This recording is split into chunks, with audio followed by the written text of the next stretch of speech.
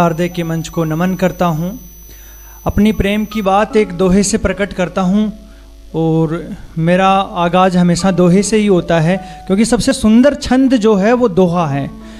तो प्रेम की बात रखता हूँ आपके समक्ष कि मीरा राधिका रग रग, मीरा राधिका रग रग रमती रहती प्रीत, मीरा राधिका रग रग रमती रहती प्रीत, रमती रहती प्रीत, परणे परिणय में फिर हुई परणे की जीत।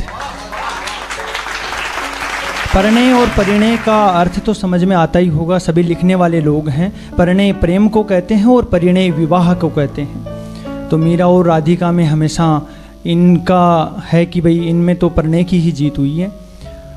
अब मैं एक मुक्तक के माध्यम से अपनी बात रखता हूँ कि बहुत उपमा मैंने इस मुक्तक में डाली है।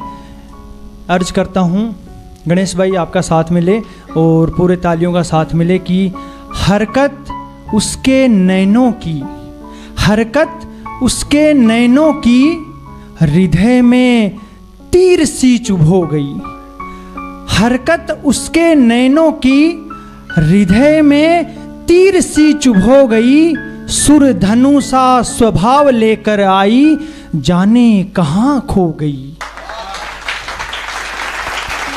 देखिए, जब से कविता का प्रारंभ हुआ है तब से कवियों ने प्रकृति को, चांद तारों को अपनी बाहों में समेटा हुआ है। आदमी जब लिखने बैठे और पहले का कुछ पढ़ा हुआ हो तो ये सोचे कि मैं लिखूं तो क्या लिखूं, उपमा दूं तो काहे की दूं। और जब मैंने छायावाद को पढ़ा तो बिल्कुल पागल ही हो गया। उसमें तो ये है कि अब तो मैं कुछ प्रकृति के बारे में, चांद तारों के बारे में क्या ही लिखूं। लेकिन अचानक से मेरे सामने बाबा नागार्जुन प्रकट होते हैं। बाबा नागार्जुन कहते हैं कि बेटा खामोश क्यों हो। तो मैंने कहा कि आपने और आपसे पहले वालों ने तो काफ़ी कुछ चांद तारों के बारे में, प्रकृति के बारे में लिख दिया, अब मैं क्या लिखूं। तो वे बड़े प्रेम से एक कथन कहते हैं। उनका कथन है कि बेटा कविता हमेशा अनंत है, कविता अनंत है और अभी तक जितनी कविता हुई है वो इतनी सी कविता हुई है। वो इशारा करके बताते हैं कि वो अभी तक जितनी कविता हुई है वो इतनी सी कविता हुई है, यानी कि अभी भी अनंत कविता बची है, अनंत उपमाएं बची है, तुम लिख सकते हो। तब मैं प्रेरित होता हूँ और कुछ छोटा सा लिख पाता हूँ कि हरकत उसके नैनों की, हृदय में तीर सी चुभो गई, सुर धनु सा स्वभाव लेकर आई, जाने कहाँ खो गई। और फलक को देखता रहा मैं आस लिए रात तक, और वह तारिका बिछोने पर चांद को तकिया बना के सो गई।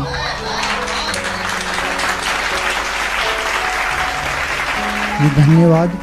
एक दो पंक्तियां और सुना देता हूँ कि नशीले नयन अंगार अधर और कभी ललाट लकीर बनाए।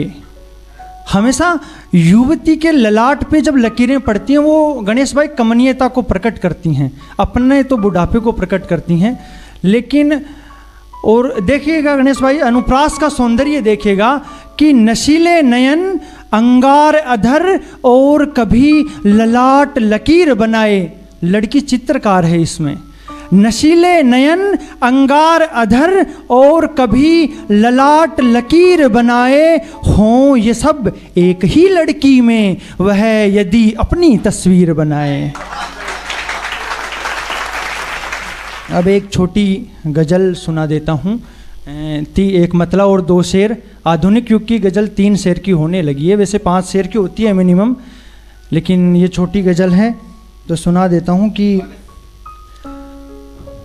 मरुस्थले दिल में भी वह, मरुस्थले दिल में भी वह बीज प्रेम का बो देती है।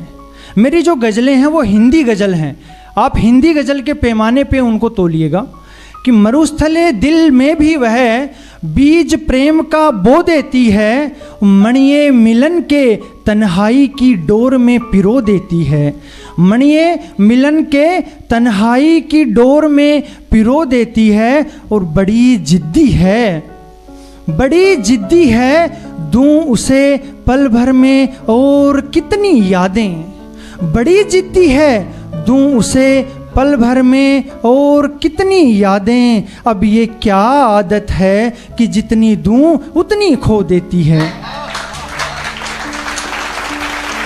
अब ये क्या आदत है कि जितनी दूं उतनी खो देती है। पड़ा असमंजस में भला, पड़ा असमंजस में भला कि उसे मनाऊं कि ना मनाऊं। पड़ा असमंजस में भला कि उसे मनाऊं कि ना मनाऊं। मान जाने पर वह पागल बिलख बिलख कर रो देती है। बहुत बहुत धन्यवाद।